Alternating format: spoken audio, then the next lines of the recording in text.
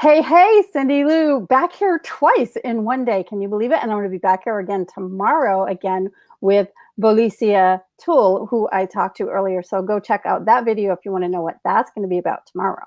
But today I'm being joined by Yong Pratt.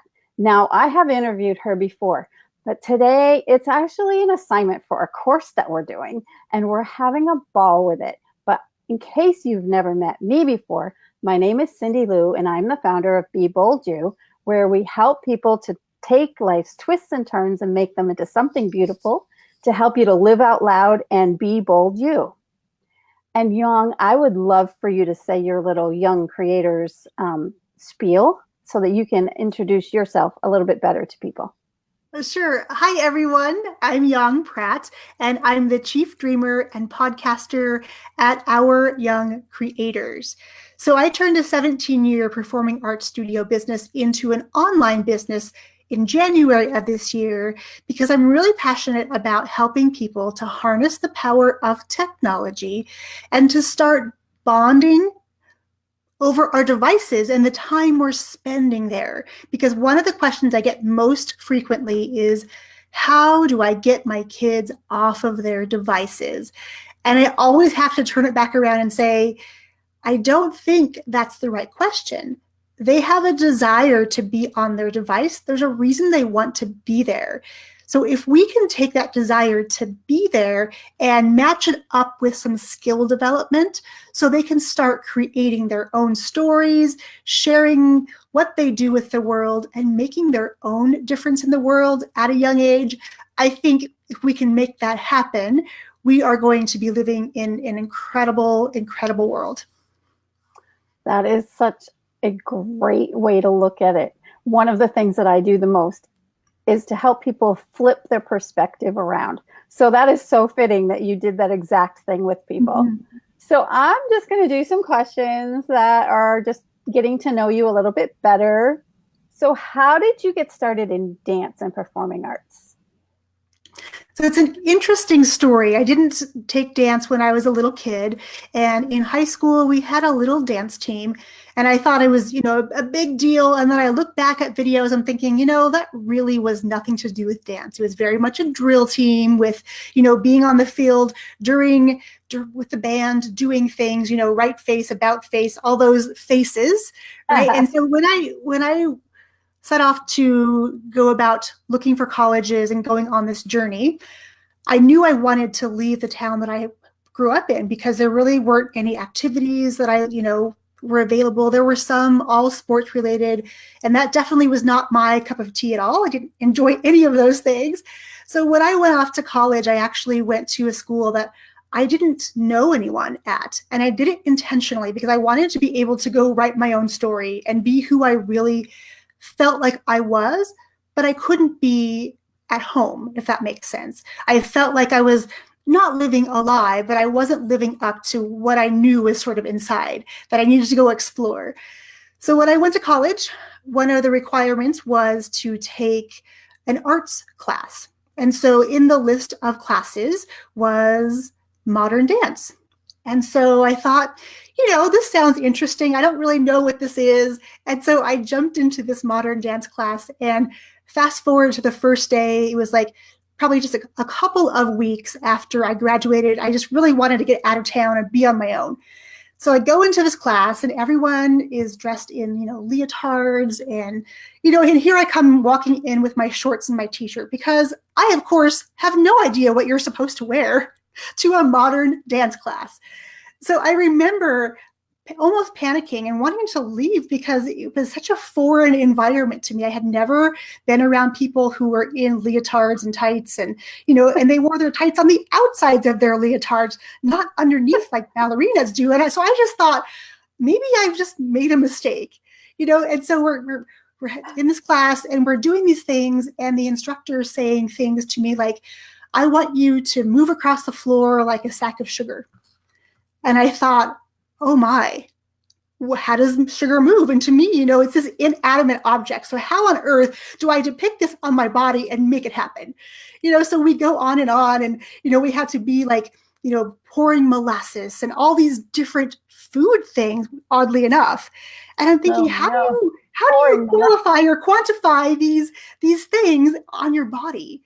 But what I discovered in doing it, it was, I would watch everybody else and want to try to do it like them.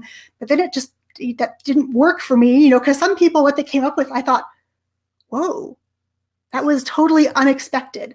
So I learned to be able to just do things and not think about them, not premeditate them. And ultimately it became one of my favorite things when we got to take the lesson and really experience these things and be totally weird and wild. And there were no rules.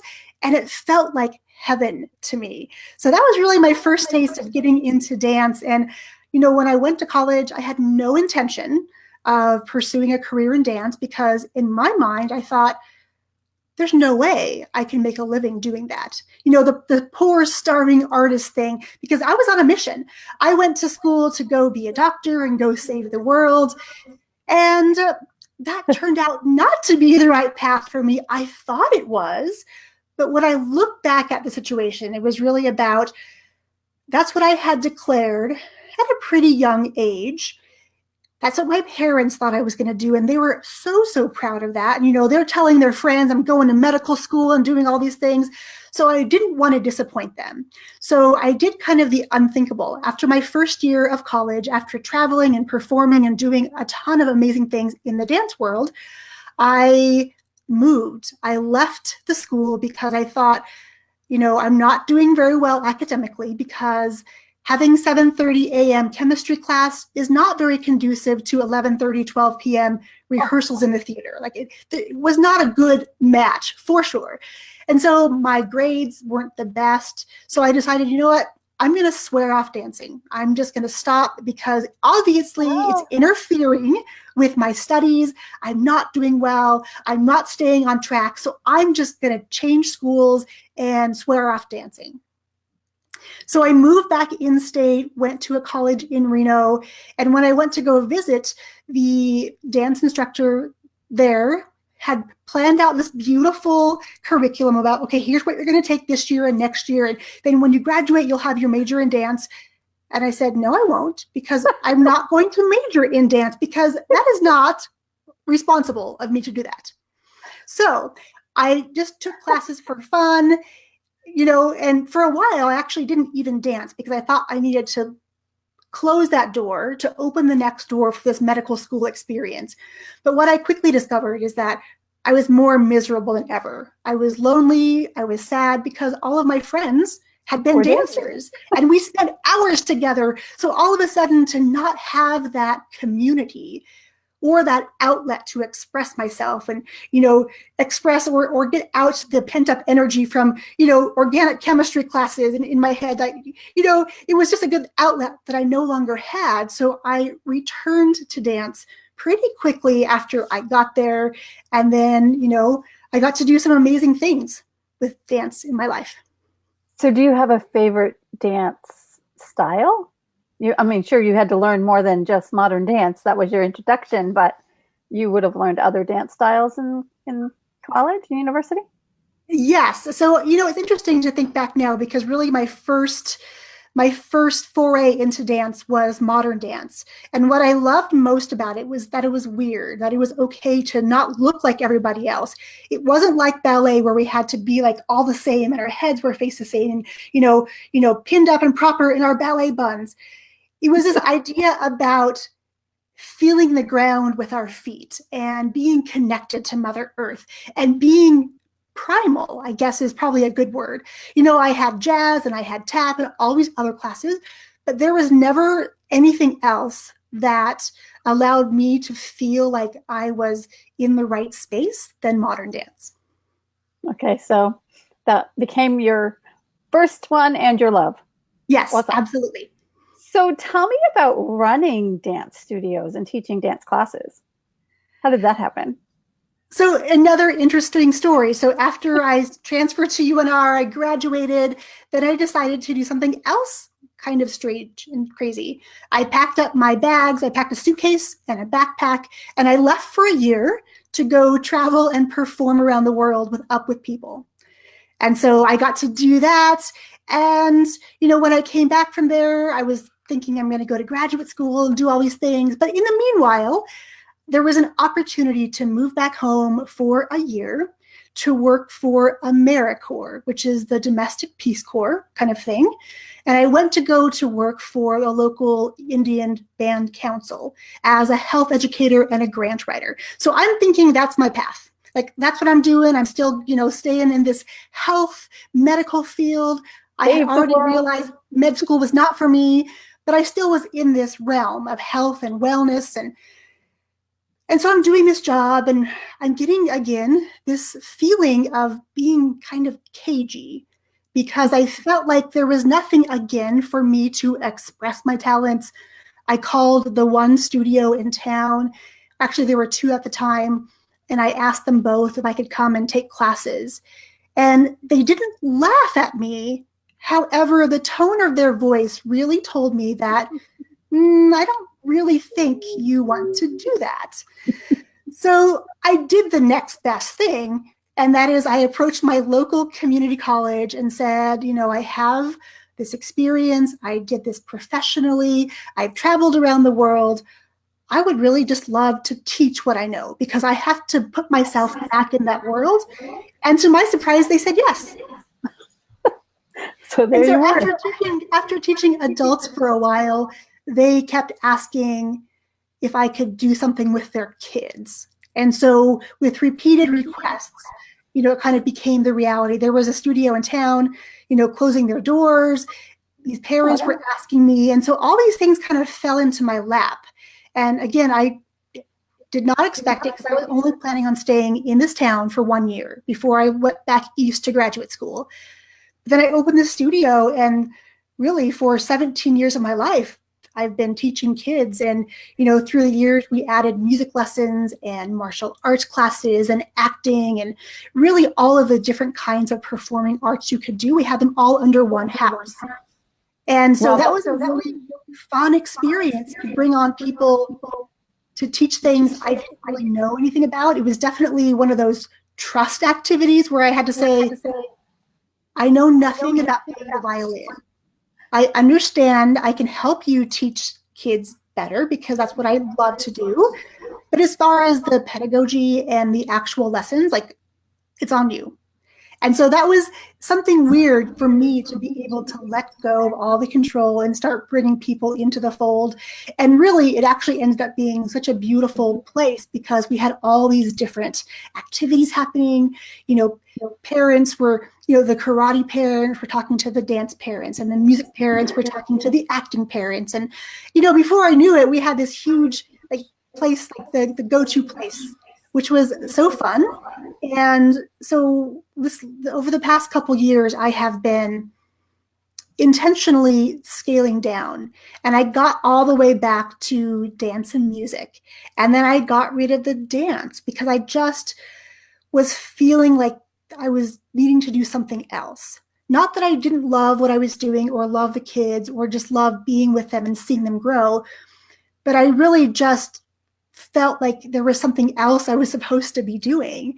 And so in January of this year, when I, came completely online, I no longer have any sort of local location.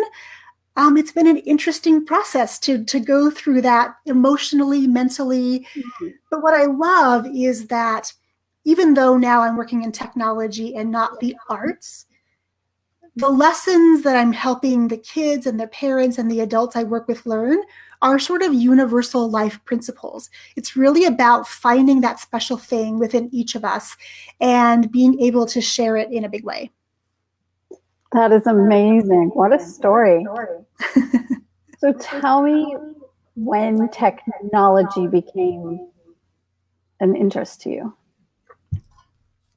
So I have to say that if you had asked me, 17 years ago, if I thought that I would be teaching techie sorts of things now, I would have laughed, because it was the furthest thing from my wheelhouse. And honestly, I was quite scared of it. But really, out of necessity, when I built my business, I knew that I needed to be able, even back then, I knew I needed things like a website, and I knew I needed to do these things. I had no interest at the time in learning because it's not like it is now where there's just builders to do everything. And, it's pretty easy, like point and click or install and execute. It really was a little bit more difficult than that. And so after I hired out my first web build and got it back, I kept thinking, it is nothing like what I thought it was going to be because, going in, I didn't know the questions to ask, and so I just ended up with this generic thing. And I thought, no, there has to be a better way. So that kind of became my crusade. Like there has to be a better way to use technology and to make it work for me and the way my brain works, because the way that regular technology was taught to me, like it did not work in my brain at all. So I had to really make technology be like choreographing a dance, where literally I have an idea. I can take all these elements or these people, I can move them around, I can add some lights, make things a different color, and at the end you have this final product. And so to me, these days, doing anything with technology is all about choreographing this beautiful dance, about how do we make it easier for our customers to engage with us? How do we make it easier to share our message?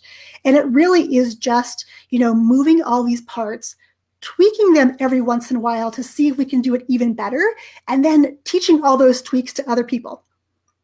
Yeah. So my last question, which was, have you ever thought about the fact that when you once taught children and adults to dance on the ground and on the floor, that you would now be teaching young creators, young and old and all of ages, but feeling young in their hearts, how to dance in the air? And you kind of just really echoed that you're conducting things, you're bringing all the pieces together, and you're really helping people to dance in the air by using their voices through podcasts with what you're doing now. So it is amazing to me. So have you thought about that? The fact that you have people all around the globe now that are dancing in the air because of you? Oh, and I love it. It's all about this energy, and that's what I love most about classes was the creative part, not necessarily teaching pliés and tendus. Like you had to do those things to be able to have the freedom of expression, so you could learn how to dive into certain emotions and do certain things. However, my favorite part has always been the improvisational part, and the part where the kids get to take what I've taught them and kind of put things back in their own way, putting their own spin on it. And it's so funny because that's exactly what I do now, is that, I have systems, like I have these dances that are there. And now students get to take these dances and they learn it my way. But my ulterior motive is that although they learn my way, they're still going to put their own spin on it by the words they say and the way they ultimately execute it. So really, it's so much of the same thing. And I love that you brought up that similarity, because I don't think I really thought about it before. However, now that you said it, I thought, yeah, I'm still choreographing. I'm just not choreographing bodies. I'm choreographing, these systems and making them beautiful and making them really easy, so someone can just literally pick them up, open the door, press play, and they can do it themselves too. And so that's, what I have been loving these days, to watch you and all my other students, be able to pick up my choreography and then make it your own. Yeah, so your zone of genius, as we're reading in the Big Leap book, is definitely that choreography and choreographing things in your life, period, which is awesome. Yeah, I love it. I have these 10 questions, and I don't think we've ever done this bit. So we're officially done with the class part that we needed to do. So now we're going to quickly go through these 10 questions, and I'm going to put this on my podcast, if you don't mind. So it'll become one of my podcasts. And I asked this at the end of the podcast for everybody. So do you consider yourself more of an introvert or an extrovert? Introvert. And what phrase or quote encourages you the most? Oh, my goodness. There's so many. And I actually spoke about one just yesterday on my live, and hopefully I'll get it close. It's by Brene Brown, and it says something about We weren't meant to do it all alone. We never were. Meaning that I'm learning this lesson in my life now that it's okay not to be the solo person navigating the world alone. We need the other people in our lives to help us, to push us, and to be there to support us when we need it. Yeah, I am so loving working with other people right now. It's so good. So, what is your favorite color? Orange. And what energizes you? I love being able to work with people who are excited to want to share their message and to stand in the spotlight, because it's something that I avoided for a very, very long time, even when I had a business. I've always wanted to be able to have my kids be able to stand up confidently wherever they go and be able to at least introduce themselves and to share the things that make them special. And so that brings me the greatest joy, being able to show people how they can do that in the most efficient way possible. That is so awesome. What has been your favorite age? That's a good question, because I think every decade of age kind of has come with its own highlights. You know, when the kids were babies and then they were a little older. And I honestly say that right now in my 40s, it's my favorite decade, because it's taken me 40 years to get to the point where I feel completely comfortable in who I am and the things that make me weird and different. And I'm embracing those things now, whereas I feel like the first 30 years, I was trying to hide from those things and not tell people about my weird things that I like to do, and, you know, and just all the unique talents and gifts that I get excited by, and they just look at me and think, I have no idea what you're talking about. So I would say if I had to pick a decade, it's not a year, but a decade, it would be this one right now. You're such a rebel, such a rebel. What book are you reading right now? So I am reading, actually, so I'm listening to The Big Leap, as you alluded to earlier, and I just picked up The Celestine Prophecy. Oh, very fun. Yes, it's a fascinating read so far. Yes. And what is the most exotic place you have ever visited? Well, I would have to say, it's a toss-up, I think, because my husband and I came to Australia for our honeymoon, so that was definitely exotic for sure. However, my mom's family is from South Korea, so there have definitely been some very exotic locales we've been to there as well.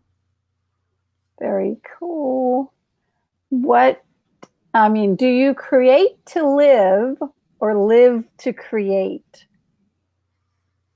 I think I create to live, because it's those moments in my life when I didn't have a creative outlet that I kind of felt like I was dying inside. Very true. And name the person who has had the most influence on your life. And that person can be a dead or alive person, like they could have been like Socrates or something, you know, just Right. the person. Yeah. Gosh, you know, that's really hard to pinpoint one again, just because I feel like there's been so many people who have come into my life for certain reasons and given me certain skills and have taught me certain things. So I honestly think that every person that I meet is influential in my life for so many different reasons. Good answer. And what one word describes you best? Another hard question. Can't expect people Jew questions to be easy now, can you? No, of course not. Irreverent, maybe. Ooh, very interesting. Yes. I may have to change that later, and I'll come back and tell you if there's a better word. But for right now, that may, or, you know, here's probably a better word. Curious. That I'm very curious about everything in my life. So you're an explorer for sure. Absolutely. Well, thank you so much for your time and your energy here today, Yong. It has been, again, a pleasure, and I'm sure we will be doing this again soon. And because I can't not say it to people, I do know that you've got round 3 coming up, and I wasn't going to go there in this interview, but I'm going there. So round 3 of Podcast in a Weekend coming up soon. When will that be opening?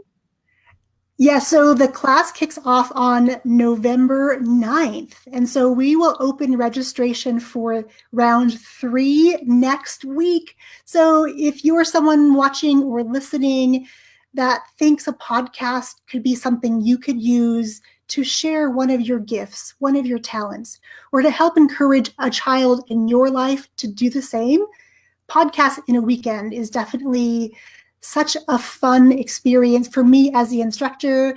And I know Cyndilu as one of my graduates, I know we had a blast in this class. We got so much done in a weekend. You're not even going to believe what you can get done in such a short time.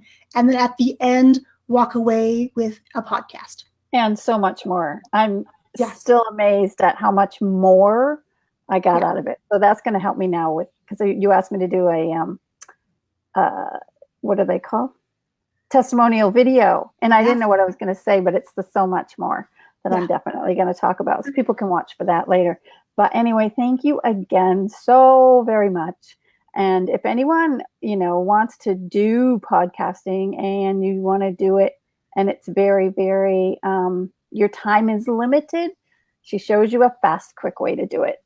So, and it's quality. It's not trash. So just because some people think fast is trash, but it's not. So it's about being efficient. Find out about it. It is about being efficiency. That's right. So thank you so much for being here. I have appreciated your time, and I can't wait to work with you again. I'm sure I'll be helping out on round 3. And I want to thank all the listeners for listening in, whether you're on the podcast live or watching the replay, #replay. So remember to always live your life out loud and be bold you. Bye, everyone. Thanks, Cyndilu. Thank you.